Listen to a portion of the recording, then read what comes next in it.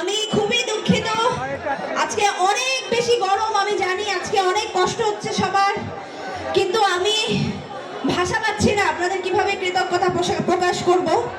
কারণ এতক্ষণ আপনারা এখানে এই গরমের মধ্যে এই কষ্ট করে শুধুমাত্র আমার জন্য এই পারফরমেন্সটা দেখার জন্য থ্যাংক ইউ সো মাচ।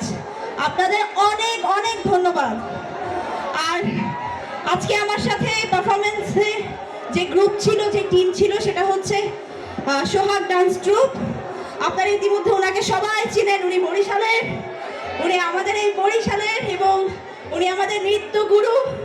সোহাগ মামা আমার মামা হয়, আমি মামা ডাকি, কিন্তু মোটামুটি যত প্রোগ্রাম আমরা তার সাথেই করে থাকি। এবং তার সুবাদে আজকে প্রথম আমি বরিশাল আসলাম। আমার এত বছরের জীবনে, এত বছরের ক্যারিয়ারে আমার বরিশাল আসা হয়নি। আপনাদের অনেক অনেক ধন্যবাদ। আপনারা এত ভালোবাসা দিয়েছেন, আমাকে বরিশাল আনতে বাধ্য হয়েছে তারা।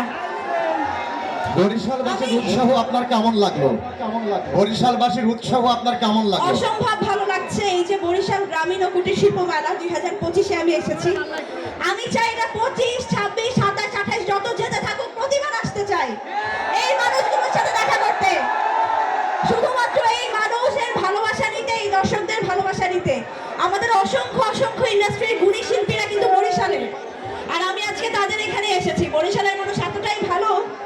আমি একটা কথা বলি, আজকে বরিশালের আমার পরেই প্রথম আমার বাবা ফোন করে বলেছে বরিশালে একটা অনেক বিখ্যাত রসগোল্লা পাওয়া যায়, ওটা নিয়ে এসো আমার জন্য। হকের একটা বিখ্যাত রসগোল্লা।